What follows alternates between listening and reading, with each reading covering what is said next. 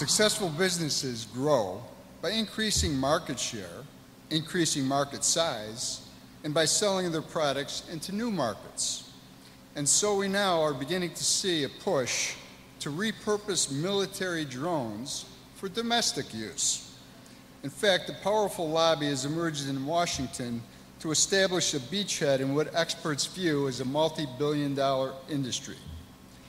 Here to talk about the implications on the rights and freedoms of Americans is Michael Slade. Michael is a former Xerox technologist who has taken righteous stands against big government injustices since the late 60s. Michael Slade.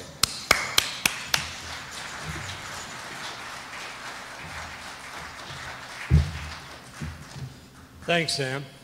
Let's see if I can see the screen. I don't think I can. Just a first word, I'm not checking my phone to see if anybody's calling. It's a good timer. When Sam asked me to speak, we sort of agreed right off the bat that drones as a piece of military equipment are and use in Afghanistan, use in the Middle East to eliminate enemies is not what we're going to talk about, because we know that's an extra legal activity that none of us believes is appropriate for the American government. What we're going to talk about is drones here in the United States. First of all, we really have to think about what is a drone. In the upper on your left, you've seen this is a Predator. These are the military multi-million-dollar planes that are UAVs, unmanned aerial vehicles, that are flown, surprisingly enough, over Afghanistan by pilots here in the United States. How can they do that? There is a crew in Afghanistan that takes care of the launch and the landing, but then they transfer control to a pilot, probably, I believe, in Colorado, who gets up in the morning, works his 8-hour shift, goes back home, and communicates with the aircraft over Afghanistan by a series of satellite links. If you remember your physics, the speed of light is 186,000 miles a second, so it takes, and the satellites are 23,000 miles up, so it's roughly a quarter of a second for a signal to go up to a satellite, come back down, and probably there are 3 relay links between here and Afghanistan. So the pilot has to tell the plane what to do in about a second ahead of time. These instruments are light. In fact, they're not armed defensively. They're especially vulnerable to a sophisticated nation, but they work well against insurgencies who don't have anti-aircraft munitions. But those are kind of big, and do they have any civilian use? In fact, they do. They're replacing the helium balloons that are cranked up into the air and pulled back down. They go up about 10,000 feet to look for illicit drugs coming into the United States over the water. Clearly, something 10,000 feet up only can see line of sight, but a predator can fly and go and see what he wants. Also now being used for monitoring people coming across the border without going through controls, most often in Mexico. They have something that's much more palatable to most of us, is that they're now being used as hurricane hunters. Typically, an aircraft will leave from Homestead Air Force Base in Florida or Biloxi, Mississippi, and flown out well into the Atlantic to monitor hurricanes as they're developing before they make landfall. Well, it's a 5 or 6 hour trip out there, a 5 or 6 hour trip coming back, and that only leaves a couple hours in the air for the crew to take data. Well, you send a predator up there airborne for much longer. The crew can change. They can go back to sleep and someone else can come in, and they're coming into more widespread use. But these are $10 million instruments, not exactly what the Rochester Police Department is going to buy to use locally. The middle view on top is another drone, this one launched by the Navy. The one on the upper right is much more interesting. This is a product that the Russians are developing. It's a helicopter that's remotely controlled, and they're planning on using it for transportation or assault. Helicopters are particularly vulnerable to land-based missiles, so this takes some of the human cost out of moving stuff around. But the bottom ones, the bottom two, are the most interesting. The one on the left, you can see it's clearly handmade. Everything's exposed. The one on the right, you can get a feel for its size. It's about this wide and this long. Some of the parts were made by the latest 3D printing by the hobbyists who made it. These are quadcopters. That is, they have 4 motors, fly like a helicopter, and cost less than $1,000. Rather neat, and if you go onto YouTube and look up the word quadcopter, you can see them in action. You can launch them in your front yard, fly around the neighborhood, and come back and land at your feet. Really pretty cool technology. Their use, real estate companies like to get aerial views of houses that they're selling. They can start in the street, fly up, go to the backyard, around the house, capture a couple of pictures, even transmit them to their receiver. Kind of cool stuff. But, and let's see if this works to bring up the next slide. Right side and push, pointing where? Pushing at the right side. There we go. Now let me see if I can't read that distance, but I can read from here. What's new and scary about these drones? Well, first the characteristics. We said they are unmanned, they're remotely controlled, there's no need for a pressurized cabin or any other accommodations for human beings, and so they have bigger payload per gross weight. You can pack as much fuel, you don't have to have bathrooms, you don't have to have food. They're great. And as I said, civilian, hobby, military uses. But what's new and scary about them? For me, nothing. Nothing at all. They are part of a continuum of changing. Whoops, not what we want to hear. They are part of a continuum of changing technology.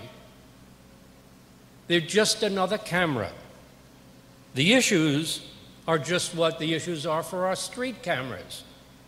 Privacy, government intervention, free speech for those who want them, just the same regardless of the technology.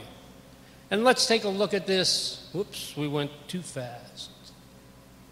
Technology, history.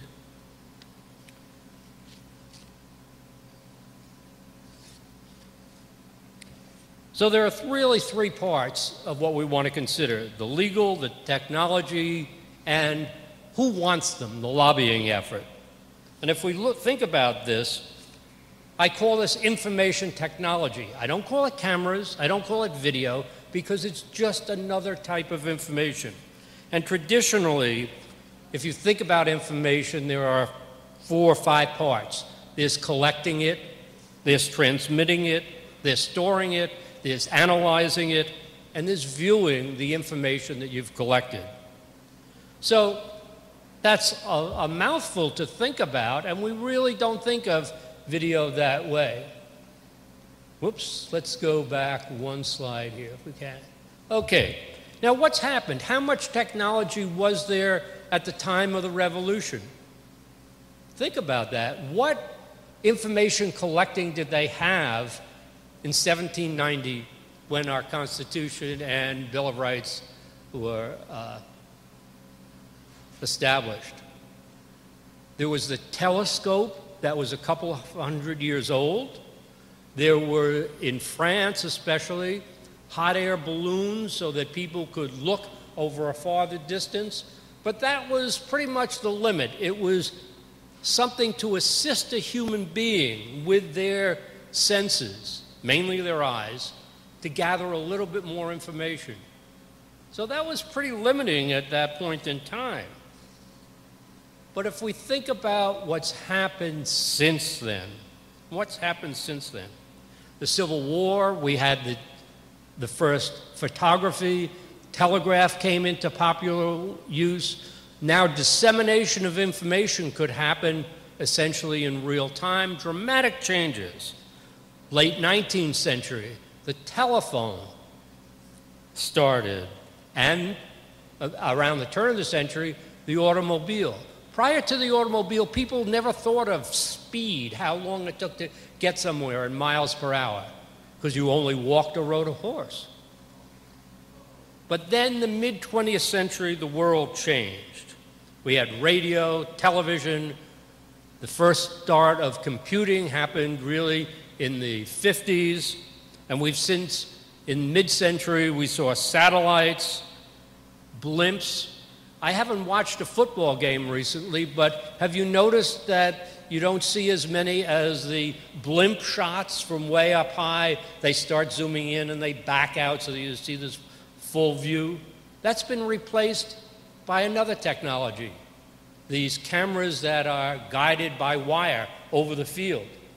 Little different, same thing, different view, but the technology keeps changing and we don't even really notice it because it's happened so rapidly. And speaking of rapidly, what's happened in the past 15 years? Thermal imaging. Thermal imaging is the idea that you can see something with a thermal image camera that your eyes can't. It can see temperature, things that are warm, infrared. And there's been a famous case that happened it's getting to be 12 years ago now, before the Supreme Court. A government police agency went down the street and they targeted a particular house with a thermal imaging camera and found, lo and behold, that there were hot spots in the house. And why were there hot spots? Well, when they went in, they found what they surmised, that there were heat lamps and they were growing an illicit substance. Now, they did this without a warrant. This was a warrantless invasion. And the Supreme Court ruled on this by a very close 5-4 vote and said, wait a minute, guys, you need a warrant, just like you've always needed a warrant to invade someone's personal space to see what was going on. So even in 2001, which is not that long ago, we started to see that the technology was evolving very rapidly, yet there were old rules modernized that could account for protecting our Fourth Amendment rights. Next, digital imaging, GPS tracking. Recent case that just over a year ago, police, they originally had a warrant, the warrant time elapsed, they left it in the car, and they were tracking someone. And this case eventually came to the Supreme Court again for warrantless invasion. That is, they didn't have the right to go into your private space. And lo and behold, the court unanimously said that this was wrong. There were different concurring opinions, but basically they said, no, you can't intrude upon a person's public space. So things were getting, the laws were catching up with the technology, but now in the past 15 years, we've really leapfrogged ahead with all sorts of technology, and let's just list some of them and see what we can think of as far as what's going on with them. Whoops, is that one step too far? Yeah, the past 15 years, in addition to the internet and basic computer skills, we have the concept of data warehousing. That is, that there's huge amounts, gigabytes of data. You or I can walk around with a thumb drive, and on my thumb drive I can have the full Board of Elections database I can stick on my thumb drive, and I can tell you the date of birth of anyone who's registered to vote in Monroe County. In fact, there's someone in this room here I know who has the Board of Elections of the State of New York database with 15 million voters on it, more or less. A couple of gigabytes, 5, 10 gigabytes, that ballpark. And everybody is both data warehousing and data mining all information about you. Political parties are doing it. Retail businesses are doing it. In fact, my wife said to me just the other day, Wegmans is out with a revised app for your iPhone or your Android phone, and you can make a shopping list on it. My wife says to me, they know what I bought last week. Yes, because she waved her card to get her discount. And so Wegmans collects that information, says, and you've signed the agreement, you've checked it off and said, I agree, that they will use it only on your behalf. But there are lots of these things going on. There's a tremendous amount of data being collected. So what's really different about that and the data that is being collected by a drone? Nothing. It's the same information in a different format. And how should it be controlled? The same way that we control all other attempts to collect data about us. The ACLU has some nice information on what should be limited. Obviously, the government shouldn't do a search without a warrant. There should be limits on data retention. This is the same type of thing that has been discussed with the Rochester Police Department over their cameras on the street. See the blue lights? There's one in front of Eastman Theater across the street. Little blue light on the camera. There's one in various other neighborhoods. They have a monitoring station in the public safety building. There's somebody looking at the data to see if there's a crime being committed. They retain the data for some amount of time. They may use the data to charge someone with a crime, and now they're holding on to it so that the defense attorneys can see it also. But what you really, really worry about is all the data. And what you need to think about is, why are drones becoming so popular? Because it's a way of getting federal dollars. Just like there's a big health industry that's trying to glom onto Medicare money, just as there's an agricultural lobby that's looking for subsidies or permissions to use GMO material. There's a drone lobby.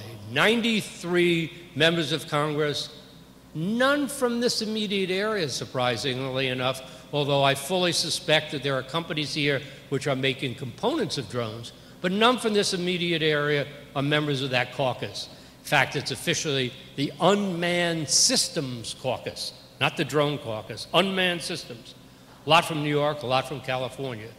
So as we go forward in time, don't think about this as a drone that's suddenly coming over your house looking at you. Come on, there's probably a kid next door who's looking out at his upstairs window with not a telescope but a camera. The drone is doing the same thing but from a different perspective. Think about this from the perspective of how much data is being collected about you and why you have submitted to it. All of us, we're on Twitter talking about where we are, we're giving out information on Foursquare, it goes on and on. You're willing to give up much more information about yourself than we did 20 years ago. Think about that as you worry about drones. Thank you.